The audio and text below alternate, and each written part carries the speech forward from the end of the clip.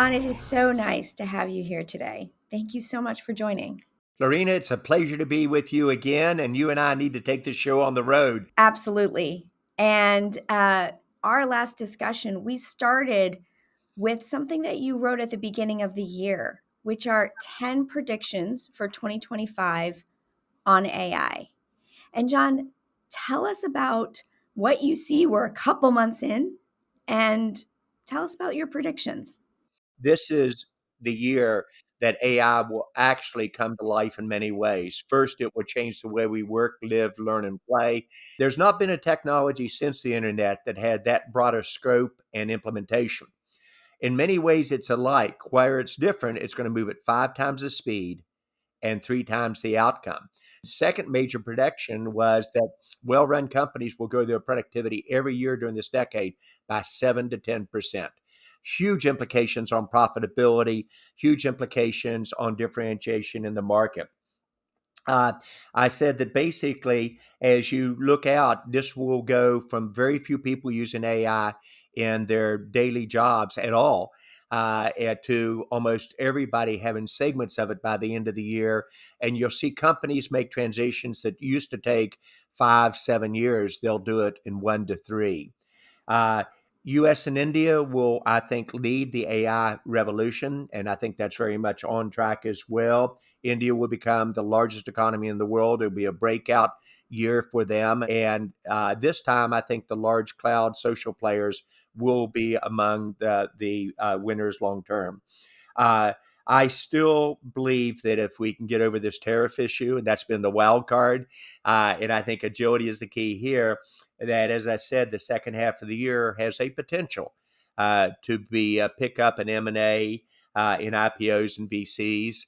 And the one prediction I wish I'd hammered home more, even for myself, is it's a year where agility is a must. Because we talk about the speed of AI, 5 times the speed and 3 times the impact. The same thing is true on geopolitical issues, on key issues that we may not have anticipated. So I think agility is kind of the watchword in terms of the overall predictions. And John, there's so many whys I have against those. And those are not all 10, but maybe just to ask a couple of whys Sure. against that. Okay. So one thing you said that may surprise people is that the companies of this generation will succeed in the next. And you said this, we didn't succeed last time. In the internet, we didn't see that the traditional companies were able to cross that chasm of innovation. Why do you think it's different this time? Why it's different this time?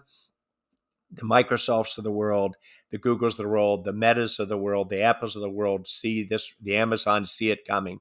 And they aren't not only focused on it, their top leaders are making it the number one priority, and they're going to spend maybe $100 billion each going after this market. So that's why it's different.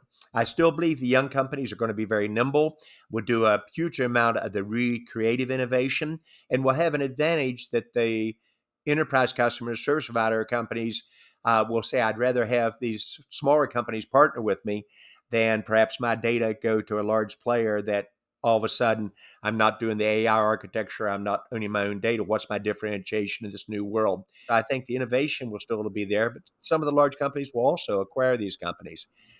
M&A is still the primary exit in today's market, as it has been, unfortunately, for the last 3 years, and very likely to be this year as well, with only a few successful IPOs. Well, I want to get back to M&A, but something you said just a minute ago about the scale of capital. So Yes. when you have the intensity of capital and speed, tell us a little bit about why that is and how it's affecting our ability to digest all of this innovation. It is an instant replay of the internet. The internet at first moved slowly, and it was probably 5 years into it until Fidelity said, I'm not going to invest in any company, regardless of industry, unless they have an internet strategy and internet implementation. This time, the market sees it coming. And I started saying AI was the future and it'd be the next major transition 8 years ago when people couldn't even spell AI on it. But with the Microsoft move with OpenAI, all of a sudden Google and everybody else realized this is not just a new frontier. As many as 50 to 70% of the Fortune 500 won't be on that list 10 years, from now because, in part, of the AI implementation. And so this is the speed you see coming from these large companies that we did not before. However, the customers are also learning the difference. We already have customers saying, last year I had to tell my shareholders and my board of directors that I have an AI strategy and I'd get asked about it. This year, neither the board nor my shareholders want to hear what my strategy is, my proof of concepts. They're saying, show me the money, show me the results, show me the increased Show me revenue, the show me the results. Yeah. metrics. Absolutely. So that is change with tremendous speed. So when you have a phenomena of a market transition enabled by new technology with big money and capital moving rapidly and small innovation, if you're not an AI startup, you're probably not going to get funded by the venture capital world. You see some of the companies that may not have been at the top of your list. The Post in France making that type of decision to move very rapidly with AI. A 1-800 Flyers, that the CEO there, he made the transition to e-commerce, and literally the tagline with how does it change and reinventing his company with the internet. You're going to see them do that again with AI. And so that is the opportunity in front of us. And what the enterprise customers and the telcos and even the governments want, they want people that can help them get the outcomes. They don't say, tell me the technology, don't tell me how to program in it. How can I get the outcomes, knocking down my silos that I need to get? I think that's where the game will be won and lost. Will 50% plus the Fortune 500 disappear? Absolutely. Will perhaps even the majority of startups not survive? Absolutely. But the ones who win will win at a tremendous scale and speed. And my parents, who are both doctors, told me, deal with the world the way it is, not the way you wish it was. This is what's going to happen. And I think our country, I think our industry, I think Silicon Valley and technology is perhaps the biggest advantage we have. And we've got to partner with companies and countries around the world. And I mean, truly partner.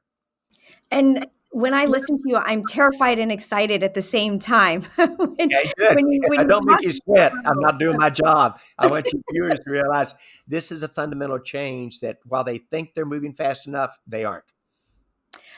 if if you take that concept that you, even if you feel like you're running, you're not moving fast enough, I think a phrase that you've used, which is something that I heard you use a lot during the internet, and I hear you using it here for AI, is it changes the way we work and live. Yes. And And, so if you and say learn. great technology companies, Yes. great enterprises that are applying it, tell me about the humans at the end of that, the people whose lives will change in terms of how we work and live. John, tell me what gets you excited about that. I'll tell you what gets me excited, and I already know your next question is what's the downside? So let's talk about what gets excited. First is that we have a chance to do our jobs dramatically more effectively and not do the mundane things of our jobs that Canly, agentic AI can do for us, and the bots can, not by themselves necessarily, but in conjunction with how we work. And even on today, I'd rather do the fun things like this interview with you, but the preparation be prepared for me through AI, in which it can be probably 70 to 80% of the time in terms of the implementation. It also means that if we get higher productivity, guess what? Our employers can pay us more. And part of it should go to profits and growth of the company, but part of it ought to go to our standard of living and increase for it. And it will do everything from cure cancer, and it will.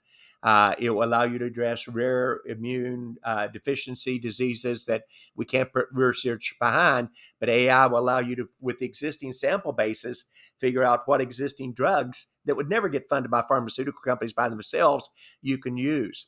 Well-run companies, 7 to 10% increase in productivity.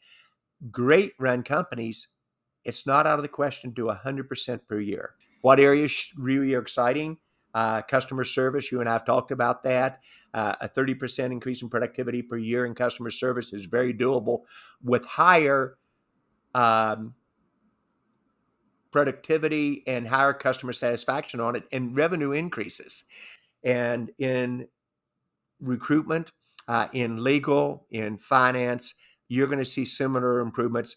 Different than the internet, though, all these are occurring at the same time and across all industries. The downside is, unlike the internet, every time we've done technology before, uh, as we created and can dramatically improve productivity and destroy jobs, or maybe half of what a person does. We were able to create more opportunities, more challenges, enrich the jobs that people were doing, and made them more fun, as well as more productive with higher pay. This one's going to occur, as I said, 5 times the speed, 3 times the impact. I worry that we are not retraining our people quick enough for this new world and what that's going to require. And even in schools, training people for how to use AI starting earlier, not just in college, but at other times. One of the things we know is that 50% roughly of a person's lifetime earnings comes from what they gain on the job, the other 50% at school. And so just taking this example, John, if you were to advise someone who is in their mid-career how to invest in their AI skills, where might you just practically give them a pin drop of where they might start? Okay. It's a great question. As you know, it's really a complex one. I Oh, want to start to be very candid. I think our K through 12 system in this country is broken. We are not developing the skills that young people need, whether they go to college or not, to really get the job creation that we have to do. And the universities, some of them as recently as today, we're still using some of the same books and professors that trained me decades ago. We have to really transform how this occurs. And this is where I think leadership starts at the top and says we have to make this transition. So if I were a person now, I would not fear AI. I would say this change is going to happen regardless. Let me kind of understand what's possible here. And for the employers, they ought to start thinking about how do I train people not in passing a test, but in outcomes so that I can really give them the skills they need going forward. John, you advise the largest companies, the startups, and so many leaders. Tell me a little bit about if I were in a room with you getting that advice, how do you think about leadership in the age of AI? Whether it's a CEO, whether it's the board of directors, whether it's a second line manager saying, how do I prepare for the future? You outline a vision of how the industry is going to change. You outline why, when business transformations occur by new technology, you move or you roadkill. You then say, don't fear it. Here's how you align to it. Here are the mistakes people are going to make. And by the way, they tend to repeat moving too slow.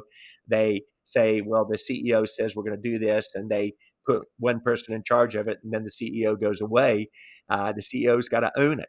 You've got to drive it through. And during periods of rapid change, consensus management does not work. In periods of rapid change, you've got to say, here's where we're going to go. And then consensus implementation does work. Knowing that even startups, their teams, after they get successful, will resist change. It's part of the nature of all of us. We love change when it happens to you, not when it happens to me. And then you learn what's possible. And the most important thing to do is references. Your ability to say, here's one of your peers that has already achieved a 15% increase in productivity. Or we're talking about how you do a different way of going to market and partnering with consultancy firms, et cetera, that can help you in a way they didn't do before, that focuses on outcome. Then you want to realize what has now changed is it's no longer an issue where a company educates their senior management team, the senior management team educates the board of directors. Guess what? The board of directors, and I meet with lots of them in years on it, either as groups or in individual sessions. They want to know, how do I know that my company is advanced in AI? They want to know, where is my CEO versus what the market expects? Where are we in terms of moving proof of concepts into implementation? What questions should I be asking of them? What has been your experience about what percentage of established management teams will actually make the transition on it? Because that's their job in this world. It is about making sure you have the right leadership and making sure you have the right strategy. So, different than the internet, which occurred over a decade, this you're going to see crossing the chasm from hardly a cold start with very few people in a company using it to the by end of 1 year, most companies saying, I better move and I better be well into my implementation or I've got a problem. Will there be spectacular train wrecks and failures? Absolutely. Absolutely. Except for the train wreck, I was with you. And I think that actually is very true. I mean, you have to be incredibly clear eyed about this. But your point on trust is Yeah. essential. And it's the trust that is a human connection. But I also think we're redefining our sense of the trust equation with machines. What can we trust? How do we trust? How do we interact with machines in just fundamentally very different ways? So I love that. And a lot of what you described, John, is how do leaders step up at pace in this moment? A lot of that will be organic sets of initiatives, but Yes. also M&A is a huge lever for the type of transformation. And John, you kind of wrote the M&A playbook when you were a CEO of Cisco, and you've been so thoughtful about that. So I did, and you mentioned this also at the beginning. So I'd love to come back to a bit Yes. of your lessons on how do you think about M&A right now, and with the markets, and with the startups and the companies that are here. Tell us about that. So you're right. Just to refresh the audience's view, when Cisco in 1993, we described that our innovation engine would not be just doing it ourselves. It would be about acquiring and it would be about strategic partnering, both of which failed. And so when I announced my first acquisition in 93, even before I was CEO, people said, you clearly are losing it and maybe you shouldn't be our CEO. Acquisitions fail. And yet that one acquisition crescendo ended up being a $13 billion division for me. And the people who invested early in Cisco a dollar, they got a $15,000 return. And That's a so I pretty good want return, John. pretty good return. And we shared it with our employees and created 10,000 millionaires as well. But what you're now seeing is M&A is going to be not just technology companies acquiring technology companies. You're going to have established companies acquiring uh, technology companies. And the pipeline on that is actually pretty good. I used to do M&A, as you know, in a month was a long time, and I could do it in 3 days for the company I didn't know if I had to. And I don't recommend that because you've got to have a process that is really capable of moving with that speed for it to occur. But I think it will surprise you. I think at least half the M&A will be with strategics acquiring AI companies. And one of the examples I like is Cox Communications, which looks at their traditional cable business, and it's very much a good cash flow business. Family held, but they are a company that reinvents themselves. They moved into automotive as a direct result, and they've done well there.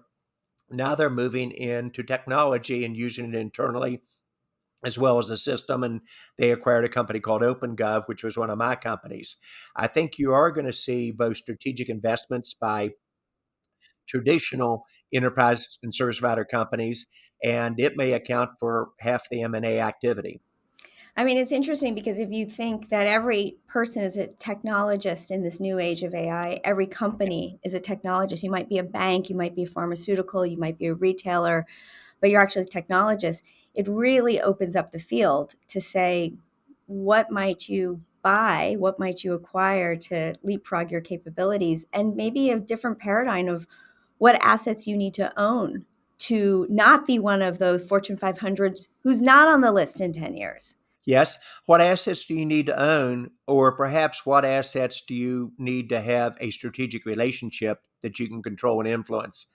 It's hard to own or control and influence a $1 trillion tech company, but it's not hard at all to have a number of startups that you get very close to. And I'll use La Poste as an example, where they literally work with 70 different startups in postal service and the most trusted brand 70 in wait, hang on a startups. second. 70 different startups for the pulse. Would you break that down for us? That's something very interesting. Well, what they basically do is they have AI startups and they look at how they transform their business. They realize their core business, and they have a brilliant CEO at the top who drives this, by the way, not in the last 2 years. He started on this 5 years ago, and he's a good friend, so I'm biased. But he focused on outcomes, and he focused about how technology and especially AI can transform the postal service. They said, we need to transform ourselves. We need to move in packaging. We need to move into perhaps helping elders. They were the most trusted brand in France, and they're looking at how they expand that in Europe. But it was driven from the top, and it's where a CEO, she or he, really got it. This case, he really got it, and he drove it through his whole company. Now you know where I'm going. If a postal service Yes. Global Postal Service is out executing Fortune 25 companies. You know what that really means to the Fortune 25. We're moving I way think too you just slow. dropped the challenge mic right there. Boom. So tell me a little bit about, if someone's feeling a little, their hands are a little sweaty right now, they're feeling a little nervous because the postal service in France is outpacing them in this race. Yes. Tell me a little bit about the advice that you would have for CEOs. And then let's Well, talk about other types of personas, but you're so amazing at helping people see what's right in front of them. Well, the first part of the advice is make no mistake, and candidly, your organization does it very effectively. When you say to a company that there's going to be 50 to 70% will not be on the Fortune 500 in a decade, you're hitting the chord of survival. And people move quicker out of fear and survival than they do sometimes for greed. The blend of the two is really what you want. Uh, the ability to say, here's what we could do together and here's how we move forward, I think is the key element. And so, my advice in kind of closing this session is that working together, I think, is the way to go. I think thinking about how you do this and learn from others, that realize that you don't want to do proof of concepts, you want to do proof of results, and you have to I move love faster. that. And they've got to be integrated together. And your organization structure you have today will not work in the future. You can't do this in silos. Yeah. There's so much. I love your concept of proof of results. And you've said this, it's sort of outcomes, but it's a Yes, very different way of leading to say what's the business result that we're looking for. And yes. then how do we power technology against that? The CEO, she or he has to reinvent themselves, and so each of the leaders. If you're leading people the way you did 5 to 10 years ago, you're already struggling for this next generation of technology and business model change. I think we're learning together, right? I mean, that's also where the Yeah, energy comes from right now is it to does. learn. Um, It does. so John, a couple sort of the final round, a little, more rapid fire questions. I think one of the things that's very full circle in knowing you is that you've talked about how, your family, your parents were huge inspirations, but also your grandkids. So maybe tell us a little bit about Ah, where you're learning today. Well, I think all of us need source from wisdom, people that have seen the movie before. And it's one of the things I think we can do in companies and otherwise is tap the generation who's done it and seen the changes about some of their key lessons learned. But Shimon Peres taught me to think like a dyslexic and think like a teenager. There's a lot of merit to that. And I've learned from my grandkids. Both of them very proud of, and every grandparent believes, rightly so, that our kids are just special and unique on it. But my grandson has taught me the focus and the tremendous intensity by being very focused, for example, on sports. And he's a very good athlete, but boy, when he focuses on baseball, he focuses at 100% the hitting style, the coach, the practice, the intensity on it. When he focuses on basketball, the same thing with the travel team that he's part of. When he focuses on football, he is so just in that moment, 100% committed, no fear in going for it. And my granddaughter, basically, she is a very good diver, but she's focused on how to do it. And she participates in the high school capabilities for moot court and how do you really do this differently in terms of the direction. And she is really prepared for it. So one of the things I take away from both of them is when you do something, really focus on it, especially during periods of change with everything you've got. And that's a lesson that isn't just a great reminder for me. It's something I wish I'd done earlier. So we learn from those people that have more experience than us. We learn from the next generation, challenging us in the status quo, which they will always do. And especially in periods of rapid transition, you want to listen very carefully and then have the courage to move and get very focused. John, thank you so much for joining us. It's been so My great honor. to have this conversation. Thank you. I hope I did not disappoint. Never, John, never.